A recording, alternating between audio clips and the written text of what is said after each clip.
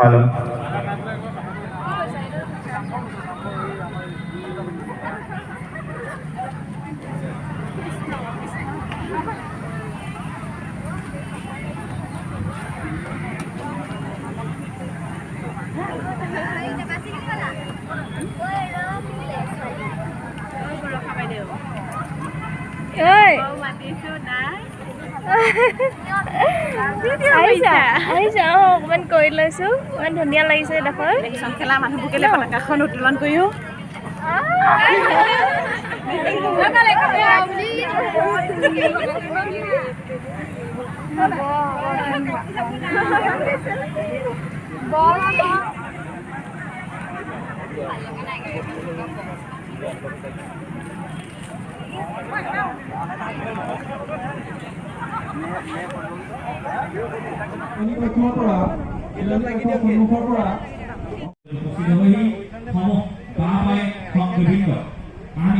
পবিত্ৰ পতাকা উত্তোলনৰ কাৰ্যসূচীত সহযোগিতা আগবঢ়োৱাৰ নিমিত্তে সেৱা জনায়।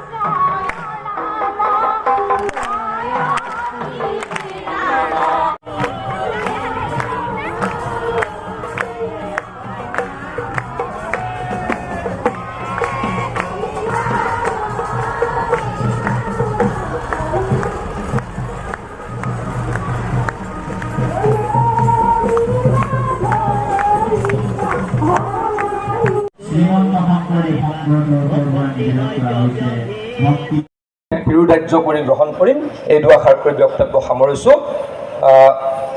সকলো আকৌ বাপসকল এই জিলাৰ জিলাধিপতি অশোক কুমাৰ বৰ্মন ডাঙৰীয়াৰ ইয়াত শুভেচ্ছা বাণী অন্তৰ্ভুক্ত কৰা হৈছে আৰু ইয়াত নিশ্চয় উপভোক্তা সমিতিৰ সভাপতিৰ ভাষণ বা ইত্যাদি থাকিব। মই এইখিনি কি ইয়াত আছে ইয়াৰ ভিতৰলৈকে সোমাই গৈ মই আপোনালোকৰ সময় নষ্ট কৰিব খোজা নাই। এখন সৰ্বাংগ সুন্দৰ স্মৃতিগ্ৰন্থ, মই আশা কৰিম এই স্মৃতিগ্ৰন্থই শ্ৰীমন্ত শংকৰদেৱ সংঘ ইয়াৰ বিভিন্ন অংগ বাহিনী আমাৰ ঐতিহ্যমণ্ডিত যোৰহাট জিলাৰ ভাষা সাহিত্য সংস্কৃতিক প্ৰতিনিধিত্ব কৰিব পাৰিব, এই আশা মই ক'ব বিচাৰিছোঁ। এই প্ৰবল প্ৰত্যাহ্বানৰ মাজেৰে আমাক যিয়ে উপযুক্ত পথৰ সন্ধান দিব পাৰে সেইজনে হৈছে জগতগুৰু শংকৰদেৱ। শংকৰদেৱ কেৱল শিক্ষক নহয়, তেওঁ শিক্ষকৰো শিক্ষক, অসমীয়া জাতিৰ শিক্ষক। মই ক'ব নালাগে, মই অতিকে শ্ৰদ্ধা কৰা দুজন ব্যক্তিৰ কাষতে, তিনিগৰাকী ব্যক্তিৰ কাষতে বহি আছোঁ। পদাধিকাৰ কমলাকান্ত গগৈ ডাঙৰীয়া, অধ্যাপক ডক্টৰ ভৱেন্দ্ৰনাথ ডেকা ডাঙৰীয়া, উপ পদাধিকাৰ ডেকা ডাঙৰীয়া আছে, আমাৰ সাহিত্য শাখাৰ সম্পাদক আছে। অনুদান বিচাৰিলে নাই নাই বুলি কোৱা আৰু কাৰণ আমাৰ অনুদান দিব নোৱাৰোঁ যেতিয়া ক'ৰ পৰা হ'ব, হয়নে নহয় কথা? মই অনুদান বিচাৰিলে কওঁ, মহাপুৰুষগৰাকীয়ে যেতিয়া নামঘৰ পাতিছিলে তেতিয়া মন্ত্ৰী এম এল এ আছিলে নাই? তেতিয়াতো মন্ত্ৰী এম এল এ নাছিলে। আজি তেতিয়াহ'লে নামঘৰ কেনেকৈ প্ৰতিষ্ঠা হ'ল? মানে ৰাইজে ইচ্ছা কৰিছে। মই এটা বেলেগ বিষয় কৈছোঁ, আমাৰ ৰাজনীতিত পলোৱা ধাৰণাটো কৈছোঁ। মই বেলেগৰ কথা নাজানো, মই নিজৰ কথাই কৈছোঁ দেই। মই কৈছোঁ যে ভক্তি মাৰ্গৰ পৰা যেতিয়া গুচি আহিলে এই কথাবিলাক মানুহে বুজি পাব লাগিব। কেনেকৈ পাব? আপুনি অখণ্ড ভাগৱত পাঠ 7 দিন হাত চাপি কৰিলেও বুজি নাপাব কীৰ্তন বা ভাগৱত। মই ইউনিভাৰ্চিটি ডেকা হৈ আছে, আপুনি বেছি বয়স হোৱা নাই আপোনাৰ। আপুনি ডেকা কালতে ভাইচ চেঞ্চেলৰ হৈছে, আপুনি বহুত ছাত্ৰ সংগঠনৰ পৰা আপুনি কৰিছে। এই ইউনিভাৰ্চিটিটোক ইমান ডাঙৰ ৰূপ দিয়ক যে এই ৰূপটোৱে গোটেই পৃথিৱীত লণ্ডন স্কুল অফ ইকনমিক্সতকৈ ওপৰত যাওক বা অন্যান্য কেম্ব্ৰিজৰ কথা কৈ থাকোঁ, এইবিলাকতকৈ ওপৰত যাওক। আমাৰ যে ইউনিভাৰ্চিটিবিলাক আছে, এই ইউনিভাৰ্চিটিবিলাকে অকল দৰমহাটো খাবৰ কাৰণে আছে নিচিনা লাগে, ক'বলৈ বেয়া। নহ'লে ভাৰতবৰ্ষৰ চবতছে তল স্থানত আমাৰ এই অসমৰ ইউনিভাৰ্চিটিকেইটাহে গৈছে। সেইদিনাখন লিষ্টখন ওলাইছে, চাব। এই ৰূপলৈ লৈ যাব নালাগে। অকল নাম কীৰ্তনো গাই থাকিব নালাগে, জীয়াই থকাৰ কথাটো চিন্তা কৰিব লাগে। এই কথাটো কিন্তু মনত ৰাখিব লাগে। এইখিনি কথা কৈ মোক ইয়াত নিমন্ত্ৰণ কৰাৰ কাৰণে মই ধন্যবাদ জনাইছোঁ।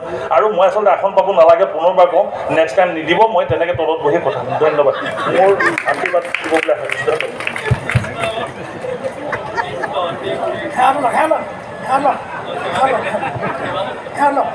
কৃষ্ণ হৰি। আমাৰ মাননীয় ৰাজ্যসভাৰ সাংসদ দাসা ডাঙৰীয়াই তেখেতে নজনাকৈ বহুত কথা কৈ পেলালে। যদি ভাগ্য ভাল তেখেতে কেনেবাকৈ যদি জানিলেহেঁতেন তেতিয়া আৰু বহুত ক'লেহেঁতেন। যি কি নহওক, তেখেতে সুন্দৰকৈ কথাখিনি যুক্তি সহকাৰে কোৱাৰ কাৰণে আৰু তেখেতৰ চিন্তা চৰ্চাৰ অতি গাঢ় হোৱাৰ কাৰণে মই ভগৱন্তৰ ওচৰত আশীৰ্বাদ জনাইছোঁ, তেখেতে দীৰ্ঘায়ু হৈ তেখেতৰ সুস্বাস্থ্য প্ৰদান কৰক। ইয়াৰ পাছত আছে নিৰ্দিষ্ট বক্তাৰ ভাষণ। আমাৰ মুখেশ্বৰ শইকীয়া সমন্বয় ক্ষেত্ৰ, মুখেশ্বৰ শইকীয়াৰ পৰিয়াল আমাৰ মাজত আহি উপস্থিত হৈছে। মই পদাধিকাৰ বাপ আৰু মুখ্য উপদেষ্টাৰ বাপৰ জৰিয়তে তেখেতসকলৰ যিটো শোকপ্ৰস্তাৱ আমি ৰাজহুৱাভাৱে প্ৰদান কৰিব বিচাৰিছোঁ, কাৰণ তেখেতৰ 71 দিৱসৰ দিনাখন আমাৰ মূল কাৰ্যনিৰ্বাহক নলবাৰীত চলি আছিলে আৰু কাৰ্যনিৰ্বাহকৰ পৰা পোনে পোনে আমি উপ পদাধিকাৰ বাপক আৰু মূলৰ সদস্য অতুল ডেকা বাপক ইয়ালৈ প্ৰেৰণ কৰিছিলোঁ। তেখেতসকল ইয়ালৈ আহিছিলে, কিন্তু আজি আনুষ্ঠানিকভাৱে এটা সুযোগ আৰু সুবিধা পাইছোঁ। সন্মানীয় মুখেশ্বৰ শইকীয়াৰ পৰিয়াল, জ্যেষ্ঠ পুত্ৰ তেখেত আহি আমাৰ মাজত উপস্থিত হৈছে। মই প্ৰথমতে তেখেতক চিনাকি কৰি দিছোঁ। পৰিয়ালৰ সেয়া মুখেশ্বৰ শইকীয়াৰ সুযোগ্য সন্তান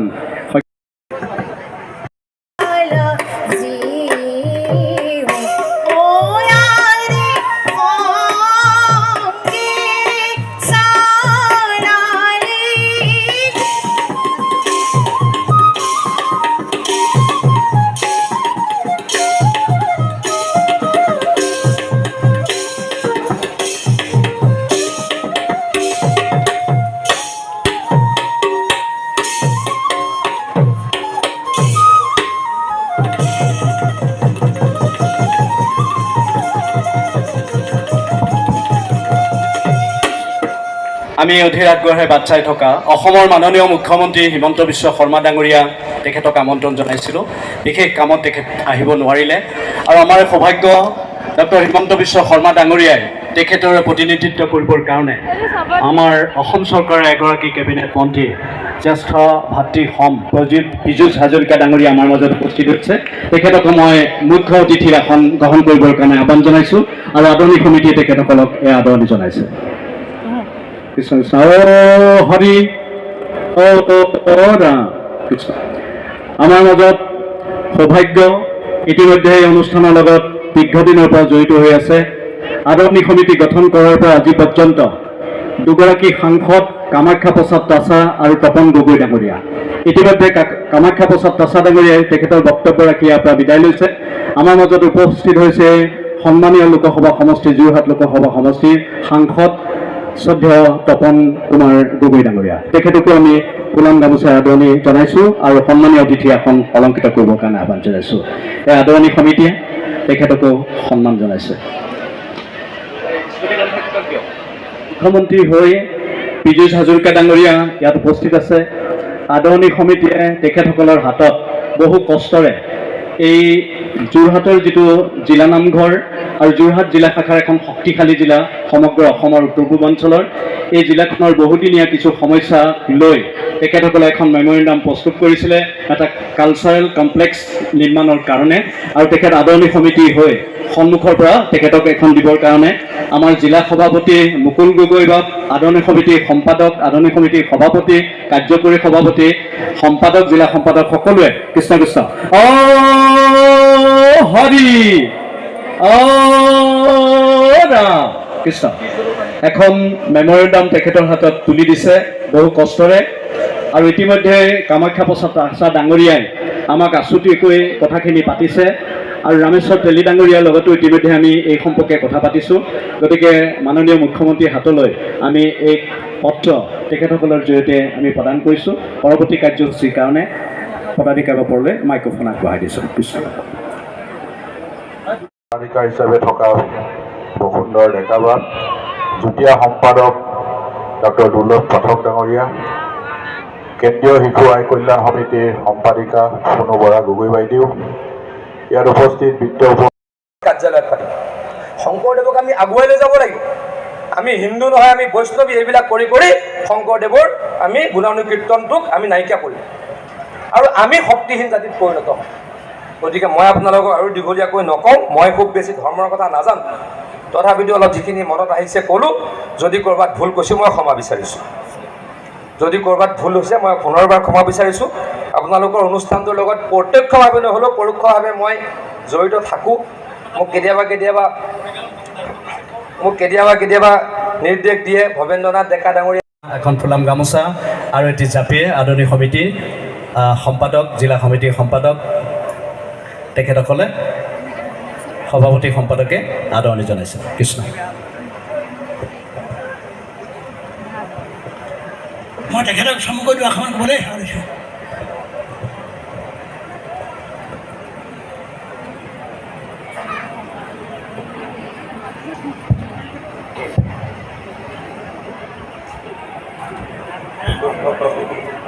কৃষ্ণ পৰম শ্ৰদ্ধাৰ শ্ৰীমন্ত শংকৰদেৱ সংঘৰ উদ্যোগত যোৰহাট জিলা শাখা আতিথ্যত আৰু ব্যৱস্থাপনাত মহাপুৰুষ শ্ৰীমন্ত শংকৰদেৱ গুৰুজনাৰ আৱিৰ্ভাৱ মহোৎসৱৰ এই অতি পবিত্ৰ এই সুন্দৰ অনুষ্ঠানটি আজি মুকলি সভাৰ পৰিচালনাৰ দায়িত্ব থকা সন্মানীয় সভাপতি, সকলোৰে আদৰৰ মৰমৰ শ্ৰীমন্ত শংকৰদেৱ সংঘ সন্মানীয় পদাধিকাৰ কমলাকান্ত গগৈ বাব, সন্মানীয় শ্ৰীমন্ত শংকৰদেৱ সংঘ মূল সমিতিৰ আজি